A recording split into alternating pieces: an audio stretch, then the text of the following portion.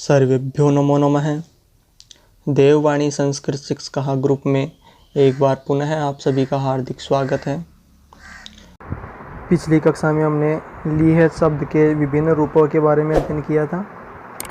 इसके बाद में आज हम जो नया सूत्र है दाधेर धातोर घ, इस सूत्र के बारे में अध्ययन करेंगे। दाधेर धातोर घ क्या इसका अर्थ होता है। इसके अलावा एक सूत्र और है एकाचो बसो बस जसंतस्य स्लो। इस सूत्र का सूत्रार्थ देखेंगे और जो रूप सिद्धि बनते हैं इसका धुक और धुग, उनके बारे में अध्ययन करेंगे।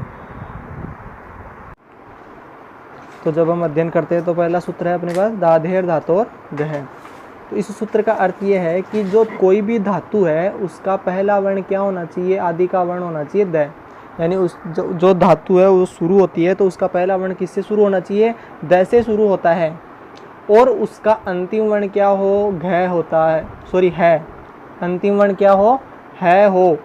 उस धातु का पहला वर्ण तो दकार से शुरू हो और उसका अंतिम वर्ण है हो, तो उस है के स्थान पर क्या हो जाता है, घ हो जाता है के स्थान पर क्या होता है, घ। अगर वो है अंत में नहीं हो तो उसके आगे क्या होना चाहिए, झल प्रत्याहार का कोई वर्ण होना चाहिए। अगर झल प्रत्याहार का वर्ण होता है तब भी उस है के स्थान पर क्या हो जाएगा, घकार हो जाता है। ठीक है, एक बार पुनः देख लेते इसका अर्थ कि ये सूत्र ये कहता है कि जो धातु है उसका पहला वर्ण क्या होना चाहिए, द होना चाहिए, और उसका अंतिम वर्ण अगर है तो, या फिर उस है के बाद में झल प्रत्याहार का वर्ण आ रहा है, दोनों ही स्थिति में है के स्थान पर क्या हो जाता है, घ हो जाता है। इसके बाद में दूसरा सूत्र है एकाचो बसो बस जसंतस्य द्वो। एकाचो बसो बस जसंतस्य सद्वो। इस सूत्र का सीधा सा मतलब ये है कि कोई भी शब्द या धातु जिसका अंतिम वर्ण क्या हो, झस प्रत्याहार का वर्ण हो, अंतिम वर्ण क्या हो, झस प्रत्याहार का वर्ण होता है, तो उससे पहले जो बस प्रत्याहार के वर्ण है उसके स्थान पर क्या हो जाता है, भस प्रत्याहार का वर्ण हो जाता है। क्या हो जाएगा, बस के स्थान पर भस हो जाता है। बस का मतलब तीसरा वर्ण, ब ग ड़ द, ये जो चार वर्ण है ये प्रत्येक वर्ग का कौन सा वर्ण है, तीसरे है ना। इस और भस का मतलब है भ घ ढ ध, यानी उन्हीं वर्ग का चौथा वर्ण। भस का मतलब तो चौथा वर्ण और बस का मतलब तीसरा वर्ण। तो लेकिन उस शब्द का अंतिम वर्ण क्या होना चाहिए, झस प्रत्याहार का वर्ण है तो उसका जो पहला वर्ण बस है उस बस के स्थान पर भस हो जाता है। एक बार मैं आपको उदाहरण बता देता हूँ ताकि आपको अच्छे से समझ में आ जाए। दुह शब्द रहेगा, धातु से शब्द बन जाएगा वो तो, और वैसे सिद्धि में आराम से बता देंगे आपको, लेकिन फिर भी इस सूत्र को समझने के लिए यहाँ पे एक बार और बता देता हूँ मैं आपको।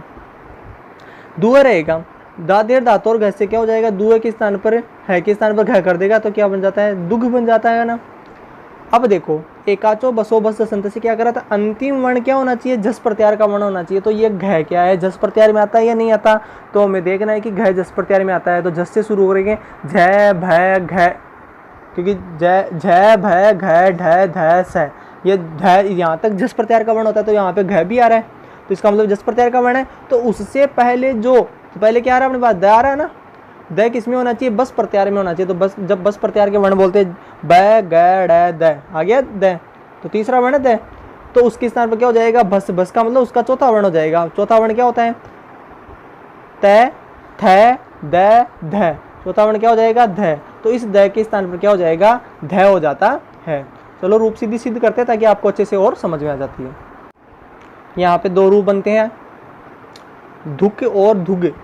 ठीक है, दो रूप बनेंगे, धुक और धुग। तो दू है आस्वादन में, कौन से आस्वादन में, दू है आस्वादन में, वही क्विप प्रत्यय होगा। क्विप प्रत्यय का सर्वापहारी लोप होगा। अब सर्वापहारी लोप का मतलब आपको बता रखा है किस किस का होगा। क्विप प्रत्यय में को कितने वर्ण आते हैं, चार वर्ण आते हैं, क व ई और प, तो सबका लोप हो जाएगा। ठीक है, उसको क्या बोलेंगे, सर्वापहारी लोप। ठीक है, तो ये दूह शब्द बन जाएगा। वहां से दूह शब्द के बाद में, दूह शब्द में प्रातिपदिक संज्ञा करेंगे कृतद्धित समासचाश्च से। कृतद्धित समासचाश्च से जब हम प्रातिपदिक संज्ञा करेंगे तो प्रातिपदिक संज्ञा करने के बाद में और प्रथमा के एकवचन में विभक्ति आएगी, सुविभक्ति। कौन सी विभक्ति आएगी, सुविभक्ति। सु का अनुबंध लोप करेंगे तो बचेगा स हलंत। अंतिम सकार प्रातिपदिक संज्ञा का है तो हलंग्याव्यो दीर्घा सुतिश्च प्रकृतम हल से इस स का क्या हो जाएगा, लोप हो जाएगा। ठीक है, तो स्थिति क्या रह जाएगी, दूहे का दूहे रह जाएगा। तो दूह इति जाते इति जाते।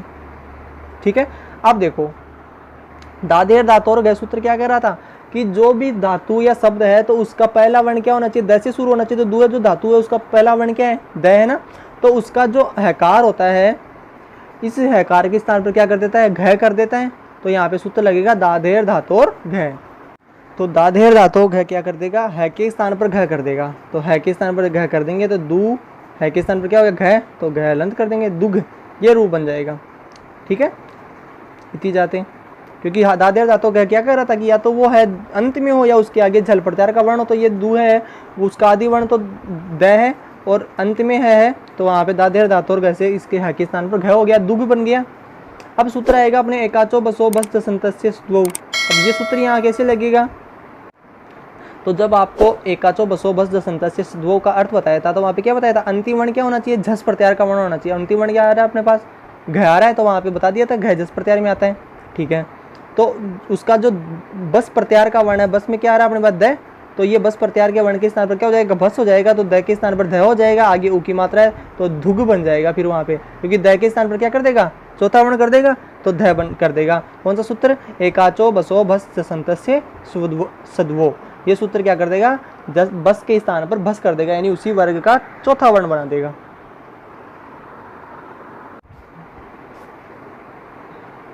जब द के स्थान पर ध हो जाएगा तो क्या बन जाएगा, दू का धु हो जाएगा और आगे क्या है, घ, तो दुग बन जाएगा, दुग रूप, इतनी जाती।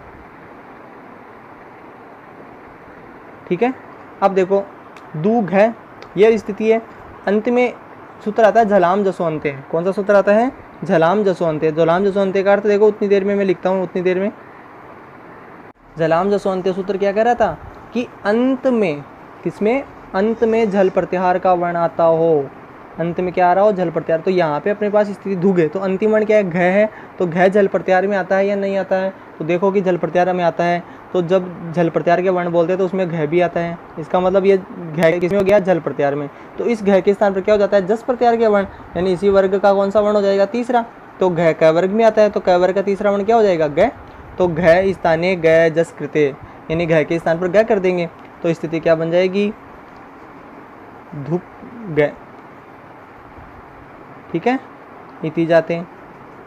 इस स्थिति में अब देखो वही जहाँ पे अपन ने लिट और लिट बनाया था, तो वहाँ पे सूत्र कौन सा लगाया था, वावसाने की, अंत में, अवसान में झल प्रत्याहार का वर्ण होता है तो उसके स्थान पर क्या हो जाता है, चर प्रत्याहार का वर्ण हो जाता है ना। कौन से सूत्र से, वावसाने सूत्र से उसके स्थान पर कौन सा वर्ण हो जाएगा, चर प्रत्याहार का वर्ण हो जाता है। वावसाने इति सूत्रेण। अब पहले हमें ये भी तो देखना है कि ये झल प्रत्याहार में है या नहीं है, ग। तो अंतिम वर्ण क्या रहे, ग अवसान में। तो ये जो ग है ये झल प्रत्याहार का वर्ण होना चाहिए। तो जब हम झल प्रत्याहार के वर्ण बोलते हैं तो उसमें ग भी होता है। तो झल के स्थान पर विकल्प से क्या करेगा, ये सूत्र चर करेगा। चर का मतलब उसी वर्ग का पहला वर्ण। ठीक है, तो ग कौन से वर्ग में आता है, क वर्ग में। तो इति सूत्रेण विकल्पेन ग स्थाने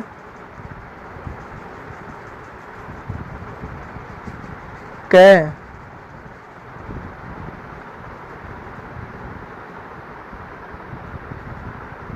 चरत्वे कृते। क्या कर रहा है, चरत्व कर रहा है ये।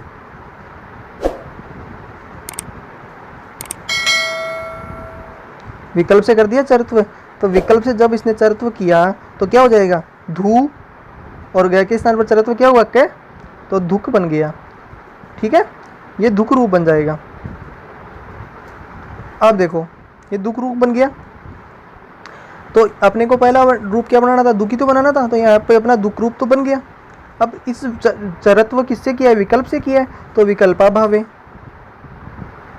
विकल्पा भावे, विकल्प के अभाव में क्या स्थिति है, देखो दुख, ये विकल्पा भावे, यानी विकल्प कौन सा सूत्र कर रहा था, ये सूत्र किया ना, विवाह वसाने। वाह वसाने से जस्ट पहले क्या स्थिति है, दुग।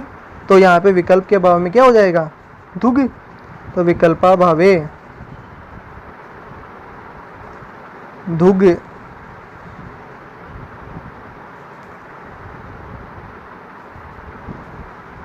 दूसरा रूप अपने को धुग भी बनाना था, इसका मतलब ये रूप भी अपना सिद्ध हो जाता है। एक बार पुनः रिपीट कर लो। दो रूप बनते हैं, धुग और धुक, सॉरी धुक और धुग। ठीक है, दू है आस्वादन में क्विप प्रत्यय करेंगे, क्विप प्रत्यय का क्या हो जाएगा, सर्वापहारी लोप हो जाता है। सर्वापहारी लोप करने के बाद दूहे रह जाएगा और इसकी प्रातिपदिक संज्ञा होगी कृतदित समास चाष्ट से। प्रातिपदिक संज्ञा करने के बाद में प्रथमा के एक वचन में विभक्ति आएगी सु। सु का जब अनुबंध लोप करेंगे तो बचेगा स। अंतिम सकार है तो अलंग्या भी दीर्घासु तिस्य प्रथम अल से इसका स का लोप हो जाएगा, तो बचेगा केवल अपने पास दू है। या जिस धातु के पहला वर्ण द हो तो उसका अंतिम है को या तो है हो अंत में, या फिर उस है के बाद भी क्या हो झल प्रत्यार का वर्ण हो तो अपने पास अंत में है। तो इस है के स्थान पर क्या कर देगा घ। दुग एकाचो बसो बस जो संत से, यानी अंत में झस प्रत्यार का वर्ण हो तो उससे पहले जो बस होता है उसके स्थान पर बस कर देता है, तो द के स्थान पर क्या कर देगा ध। धूग बन जाता है। जलाम जसो अंत्य सूत्र क्या करेगा, झल के स्थान पर जस कर देगा, तो जो अंतिम झल है उसके स्थान पर क्या कर देगा जस। धुग सूत्र आएगा वावसन है, ये झल के स्थान पर विकल्प से चरत्व करते हैं, चरत्व कर देगा तो ग का चरत्व क्या होता है क। दुख बन जाएगा, विकल्प के अभाव में क्या बन जाएगा, उससे पहले वाली रूप दुग। इस प्रकार से अपना ये रूप सिद्ध होता है। ठीक है, उम्मीद करता हूँ समझ में आ गया होगा आपको ना। फिर भी एक बार दोबारा इसको देख करने की कोशिश करना अपने हिसाब से। उम्मीद करता हूँ आपको आज की कक्षा समझ में आई होगी। फिर भी कोई समस्या है तो कमेंट बॉक्स में अपने सुझाव ज़रूर दें ताकि आपकी समस्याओं का समाधान हो सके।